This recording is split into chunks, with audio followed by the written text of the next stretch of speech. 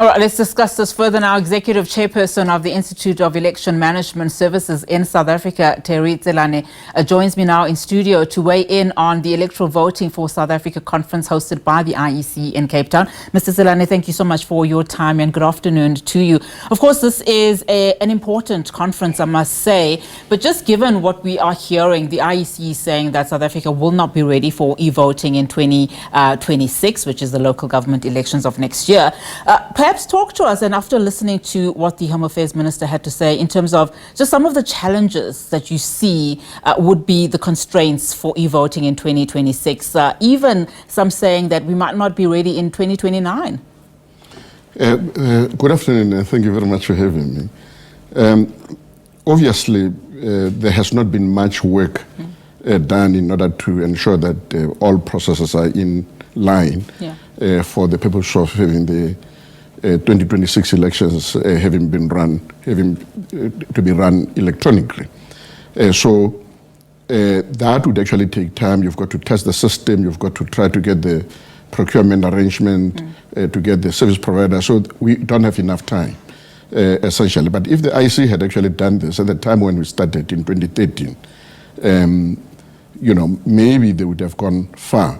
But I am very excited about the kinds of ways that are coming from the minister, who is prepared and to move in the digital age. And then I believe that the IEC also will now begin to gravitate towards that position.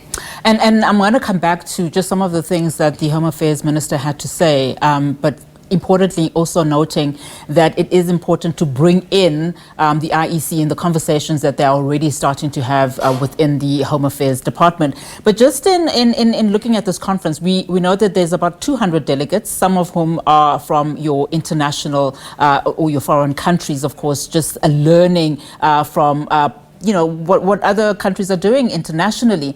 But just looking at some of the constraints that we might be having in this country from a digital perspective, I mean, what do you think it would take, for instance, to make sure that at local level we have people in your far-flung areas not necessarily disenfranchised by having the system in place? Because a lot of people are just not digitally savvy. A lot of people don't have access to the internet, as an example. Something, in fact, that the CEO of the IEC also raised, that we cannot possibly go this route if not all South Africans have access to the internet.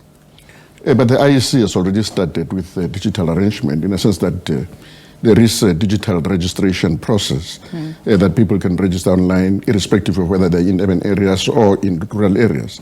So that should actually give us comfort that the majority of people have got access. So the issue of access to the system is an important one. And I'm glad that we have actually raised that particular aspect.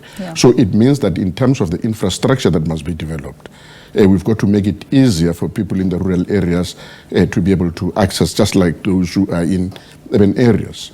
But the second issue, which is also equally important, is simplicity.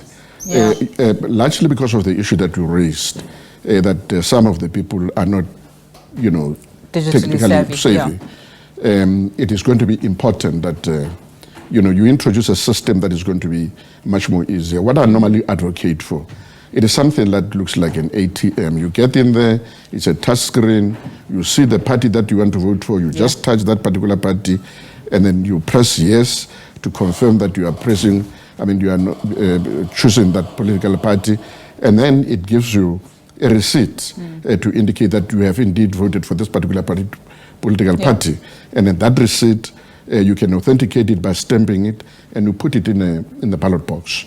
And then the reason why it's important to do this is because you've got to have a paper trail, so that in the event that people don't trust the system, they don't believe that the results that are reflected are indeed the will of the people, then you can go back and do manual counting. or at each and every voting station where contestation could be. And I'm glad you mentioned that, particularly in light of what we saw in the 2024 elections. I mean, the IEC did come under a criticism for a number of issues, but just in terms of declaring, those elections as free and fair, and to show that level of, accountability. And I would imagine before even embarking on this, the IEC would have to make sure that everybody is on board in terms of just how credible the system is, and also how watertight it is to prevent any forms of cyber attacks. But just judging from other countries, I mean, how would South Africa then circumvent just some of these challenges and questions that would probably emanate from having those elections then declared? Well, the first issue is that of really having to instill trust, from the general population. Because if people do not trust the system, naturally they will raise issues. And then, before you realize it, people would have rejected the outcome of the results of the elections, and you don't want to do that. Yeah. But South Africa we are in a very advantageous position, in a sense that we have always traditionally had very strong civil society movement. And because we've had a strong civil society movement, it is those organizations that still exist that can actually be used in order to try to socialize the notion of electronic voting throughout the country. So it's not going to be difficult for the Electoral Commission to consult with the general population, because the structures are already there.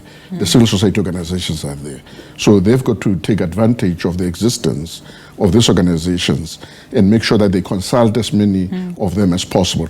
They are the ones who are going to be the ambassadors of electronic voting for the IEC, because they are the ones who've got access to the majority of people, whether they be in rural areas, in traditional areas, or in urban areas. Yeah. So that's the advantage we have in this country. Yeah, and I just want to go back to what the Home Affairs Minister had indicated, Dr. Leon Schreiber, saying that efforts are currently underway to develop a secure digital ID platform. I mean, how important is this in line with what the IEC is trying to achieve? It is absolutely critical, because you don't want to create a system that is going to be vulnerable to attacks. So cybersecurity in the electoral processes, it's one of the most important things. Because once people realize that there has been interference, then they cannot trust the outcome of the results of the elections. And in fact, they will never trust electronic voting at all. So from the beginning, it's important that the IEC puts in place the system that is going to have very strong militarized zones to the extent that they cannot actually be accessed by any ordinary hacker. They've got to keep on improving those systems as well to make sure that those vulnerabilities are actually attended to. How important is, as we wrap up our conversation, just the discussions that we are currently seeing now with the IEC and various invited guests, how important is the participation of all South Africans here? I would also add probably even other political parties that are not within the government of national unity, for it to then be as watertight as you would want it to be, I would imagine, going into any election. It's quite critical. Sometimes there's a temptation from the side of the IEC to only consult with the so-called represented political parties. Remember that we've got almost 360 political parties that are registered. Most of those political parties are not represented in Parliament. And therefore, it becomes important that they begin to create a system through which they can actually be able to communicate and have a conversation with those political parties that are not represented. But as I've said also earlier on, the civil society is also a very important component. And in order for them to be able to access ordinary South Africans, they've got to make use of access they have to those organizations. All right, and Dr. Tselane, thank you so much for your time. Really do appreciate it. Of course, the Executive Chairperson of the Institute of Election Management Services in Africa, Terry Tselane, just weighing in here in terms of the exploration on electoral voting for South Africa. That conference underway in Cape Town at the moment.